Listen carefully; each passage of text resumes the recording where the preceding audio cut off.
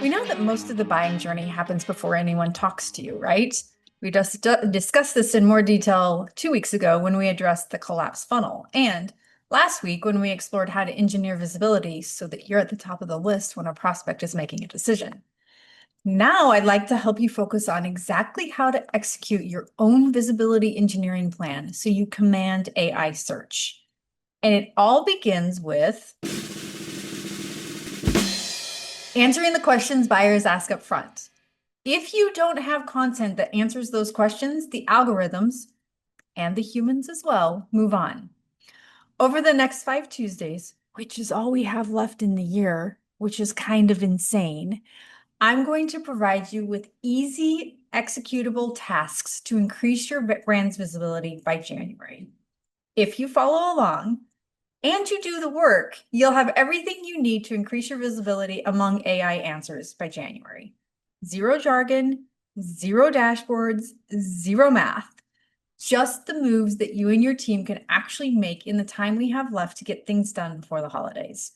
On this week's Spin Sucks podcast episode, I'll walk you through a 45-minute, no tools needed exercise to identify your top 5 buyer questions and choose 2 priority topics to publish in January. If you're a communications pro who works hard, doesn't compromise quality, and gets the job done, welcome home. We'll share our tips, tricks, and stories, and together we will change the face of PR. Spin sucks, but we don't. With the Spin Sucks podcast, here's Gini Dietrich. Welcome back to the Spin Sucks podcast. I'm Gini Dietrich. Before we get started, I have a little tidbit for you. Did you know that if you can't finish watching right now, you can subscribe to the audio version of this show? We're on all the platforms where you get your podcasts, including Spotify and Apple, or you can subscribe to our newsletter at spinsucks.com and get it in your inbox every Tuesday. We know that most of the buying journey happens before a human ever talks to your team. That's not new. But what is new is that buyers now ask 2 groups for help first: people they trust, which can often include strangers on the internet, and machines. If you aren't answering the first 5 questions they have in plain English in one place, you're not going to make the shortlist. The algorithms move on, and unfortunately, so do the humans.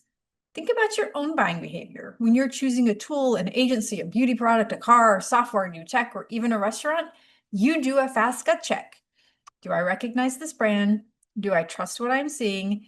Can I find a simple answer to my most basic question? Now I've also added, do I have to buy it from outside of the US because I don't want to pay tariffs on it? But that's neither here nor there. Your audience is doing the exact same thing. And in an AI-shaped world, that fast gut check happens even faster because AI summarizes what it can trust. If your answers aren't easy to find or they sound like marketing mush, you're invisible when that decision gets made. This is why we're starting with questions, not content. Questions and their answers force clarity. They keep us honest, and they turn brand from arts and crafts into recognition and reputation. Oh yeah, I've heard of them, and I believe them because they show their work. Truth be told, we've always started with answering questions, but it's now more important than ever. Your goal after listening to this episode is to define the 5 questions buyers ask before they're ready to buy from you.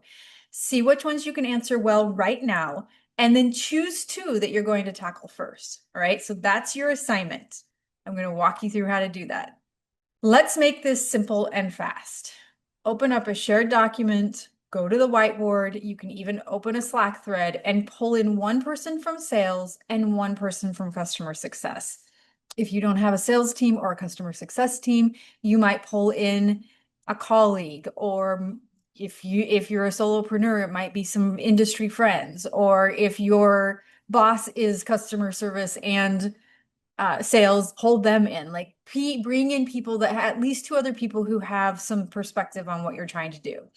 Tell them you need 15 focused minutes.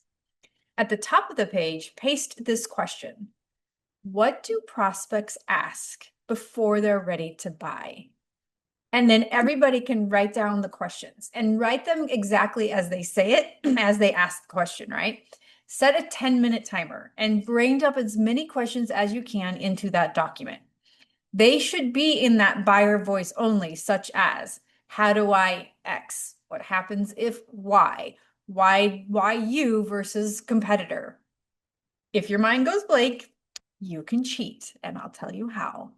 Go through last week's emails and see what you've answered with customers or with prospects. Ask your team to do the same. Look at notes in the CRM.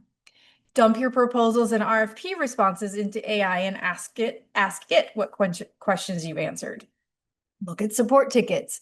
Go to Google and search for your industry, product, service, or brand, and then scroll to the people also ask box and look to see what people are asking. Write those questions down.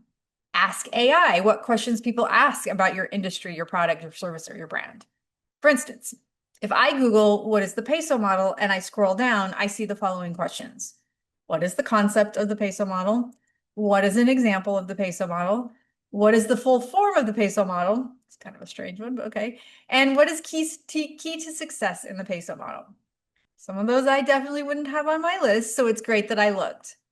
When the timer dings, put your collective pens down or your fingers down, and then agree on the top 5 or 10 that you should be focused on. You're going to use 2 filters, revenue and frequency. The first filter, revenue, is the most important. If you spend time creating an anchor hub for each question, will it help you move or close deals in Q1 of next year? If the answer is yes, move to the second filter. If the answer is no, move that question to the bottom of the list. Don't delete it though, it may become useful later. For the questions that do have revenue fit, ask how often sales or customer service hears it. If you're torn, bring in someone else from sales and ask them to break the tie. By the time you're finished with this exercise, you should have 5 questions that are both instrumental to the business and common among buyers. With your 5 selected, give them each a quick score. So we already have a helpful sendable page or article that answers this question, and we're genuinely proud to share it. Or something does exist, but it's dated, shallow, or scattered across 5 places. Or we don't have anything that we could send to a hot prospect. If you have questions that fall into the first camp, you already have a great answer for it somewhere on the page, go ahead and move those to the bottom of the list and choose another question. You want them all of the questions, to fall in either something already exists but it's not great, or something doesn't exist at all yet. Once you have 5 that fall into those 2 camps and also have gone through the revenue filter, choose 2, only 2, to focus on for the remainder of this year. These will become your anchor hubs that will publish in January. We talked a lot about anchor hubs last week, so if you missed that, please go back to that episode. Actually, if you go back to spinsucks.com, it'll be easier to find it. Go back and listen to it. Finally, assign simple owners. For each question you'll answer with your anchor hub, write down exactly 2 names. 1 marketing or comms owner, so the person who's responsible for getting it published, and 1 subject matter expert. So this is the person who has the expertise and is responsible for accuracy and examples. No committees, no 8-person review chains, 2 humans per topic, done. That's what we call 10. We get at least 10 questions written down. We choose 5 of the most relevant and we narrow it down to 2. So 10, 5, 2.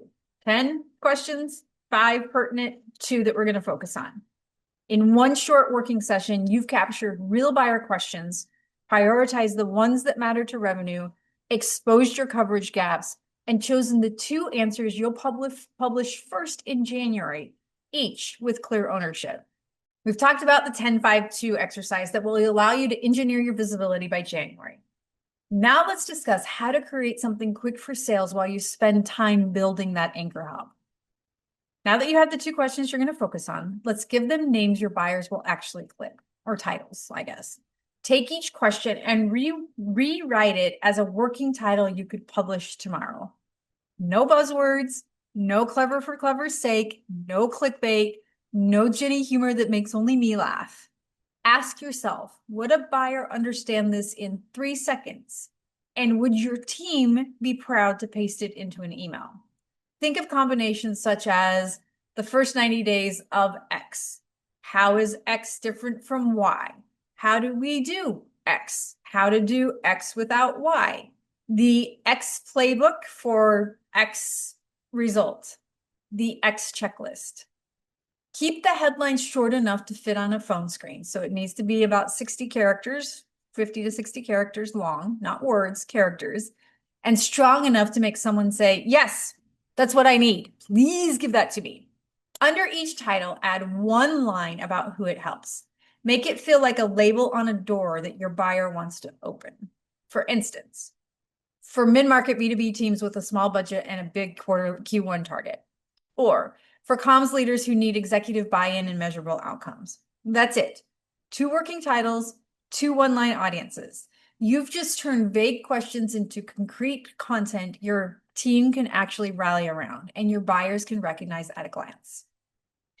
Now, because sales has Q4 quotas to meet and we're still in sales in Q4 and are quickly running out of time, you don't want them to have to wait until January to be able to answer buyer questions.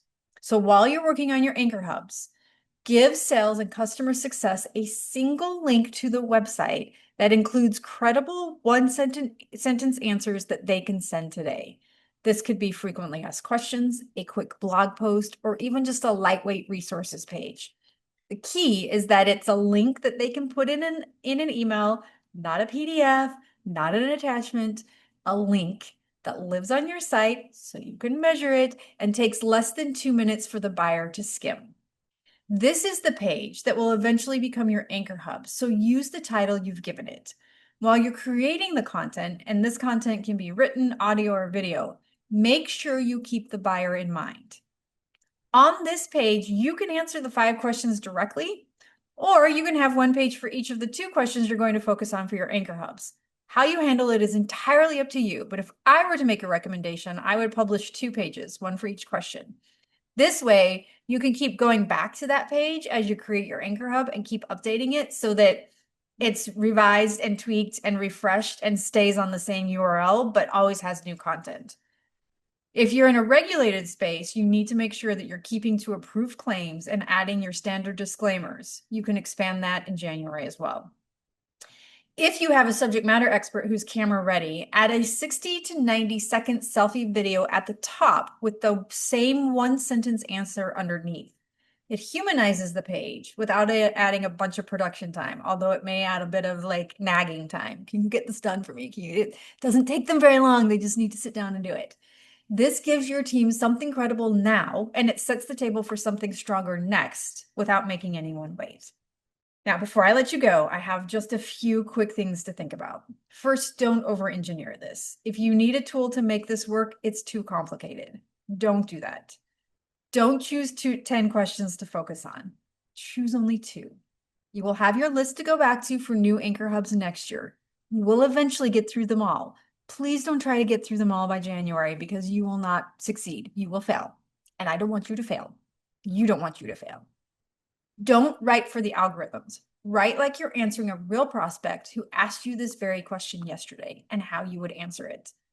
By the end of this week, you should have your top 5 buyer questions, your 2 January priorities with owners, 2 working titles that you could publish tomorrow. You should also have something live you can send today, either 2 lightweight resources pages, 1 per January question, or at minimum, a single link with 5 one-sentence answers that your reps can paste into email replies. That gives sales momentum now and sets you up to expand into full anchor hubs in January. Next week, we'll give your answers a human face. We'll build author footprints, mini bios for your SMEs, and a simple byline plan. So when those January guides publish, they're attached to real experts your buyers and the machines can trust. For now, though, get started on the 10-5-2 exercise. 10 questions, at least 10 questions brainstormed, 5 that are a priority, and 2 that you're going to focus on. And you'll be ready to roll with the next steps next week. If you want to learn more about visibility engineering or need help with any of these exercises, join us in the SpinSucks community. It's a great place to get advice, brainstorm ideas, and build real relationships with your peers. You can find us at spinsucks.com/community. That's spinsucks.com/community. And make sure you follow us on LinkedIn, TikTok, and Instagram. We're posting tips, how-tos, cheat sheets, and more every week. I'll see you next week.